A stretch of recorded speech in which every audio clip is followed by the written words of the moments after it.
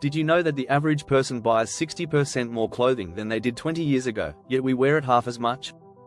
Or that the world produces over 400 million tons of plastic every year, and nearly half of it is used only once? It's clear, our consumer-driven world is out of control. We live in a society that constantly tells us we need more stuff, more gadgets, more clothes. But what if all this, more, is actually harming us and the planet?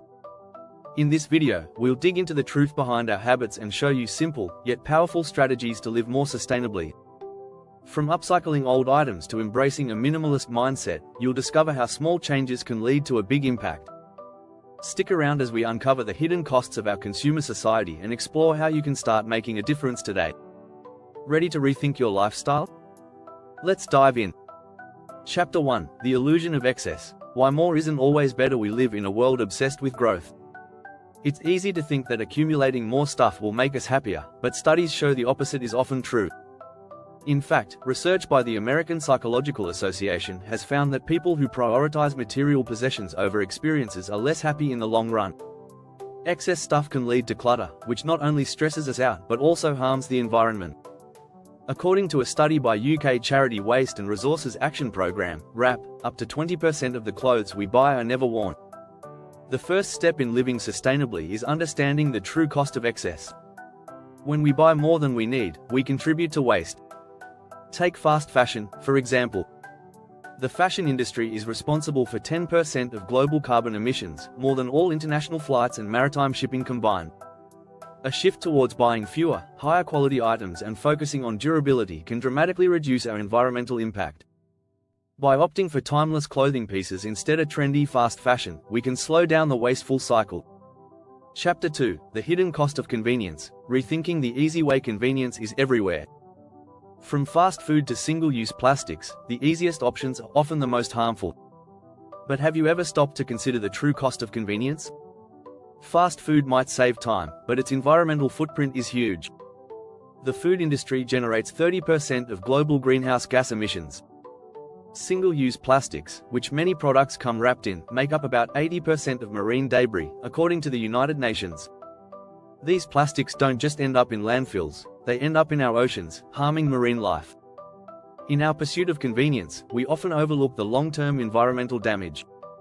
But the good news? We can choose alternatives.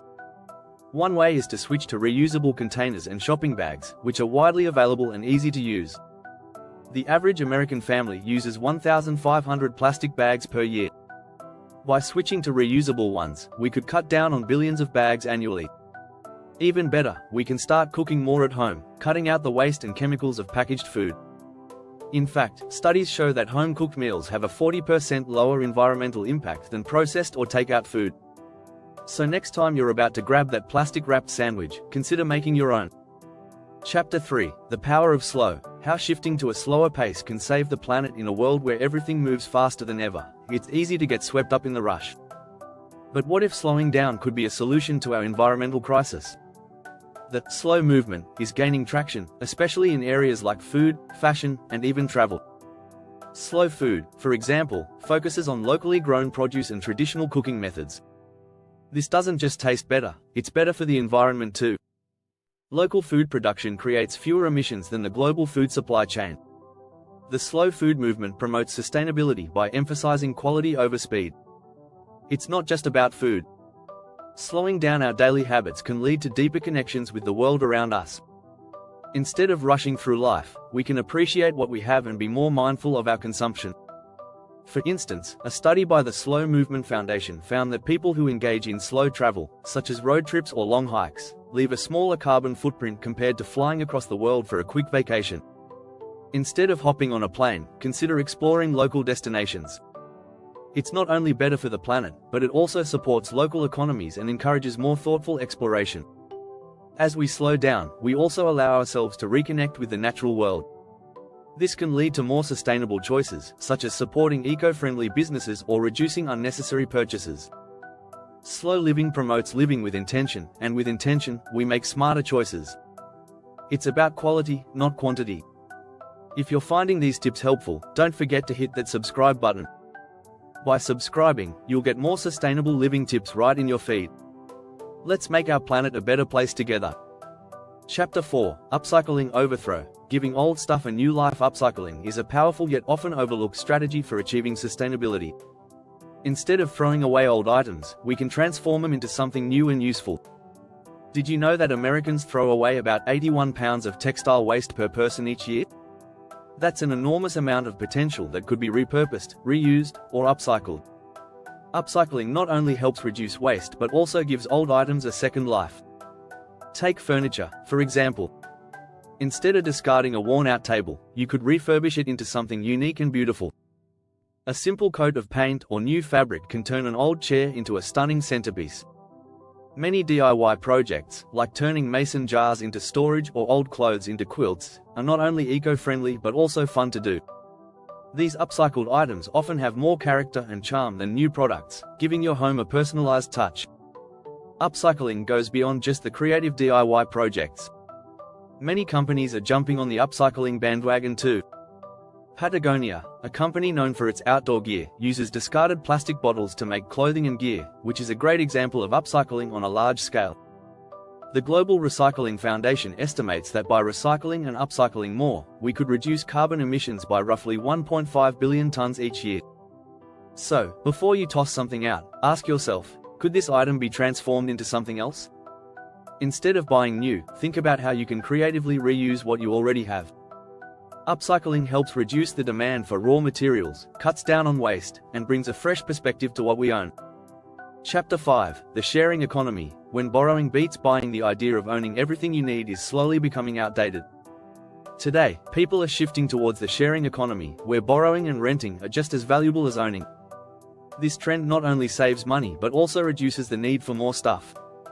According to a report by PwC, the sharing economy could be worth over $335 billion by 2025. That's a huge shift in how we consume. Instead of buying tools, for example, many people are turning to local tool libraries, where you can borrow what you need. Did you know that a drill is used only 13 minutes in its lifetime?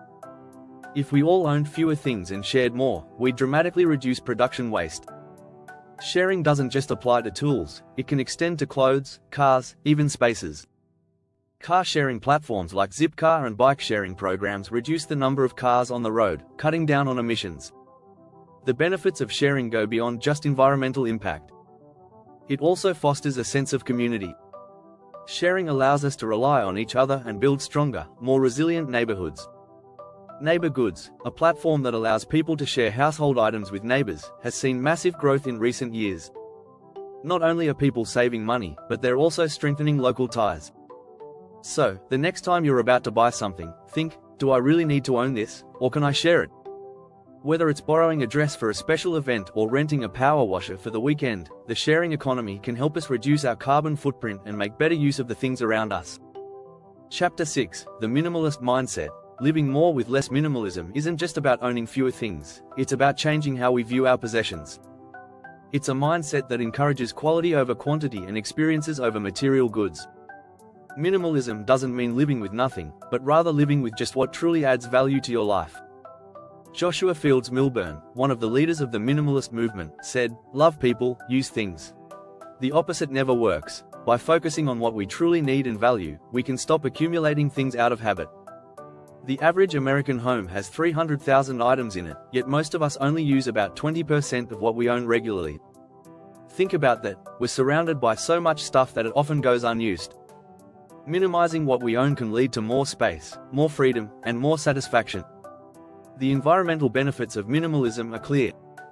Owning less means consuming less, which ultimately means less waste. In 2020, the average American household generated 4.9 pounds of trash per day.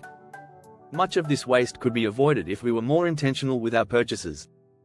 By purchasing fewer items, we reduce the demand for new goods, cutting down on the energy and resources required to manufacture and transport them. The minimalist mindset also encourages us to focus on what brings us happiness. Instead of shopping for new things, we can invest in experiences, like hiking or traveling, which have a much smaller environmental footprint. In fact, experiences like going to a concert or taking a class contribute to our well-being more than acquiring material goods ever could. Living with less can also have financial benefits. By cutting back on unnecessary purchases, you can save money and spend it on things that matter more, like creating memories or investing in long-term quality items. So, before buying something new, consider whether it aligns with your values. If it doesn't, maybe it's time to embrace a minimalist approach. If you've enjoyed these strategies and want more ways to live sustainably, don't forget to subscribe. Join us on this journey to a greener, simpler future. Together, we can make a real difference.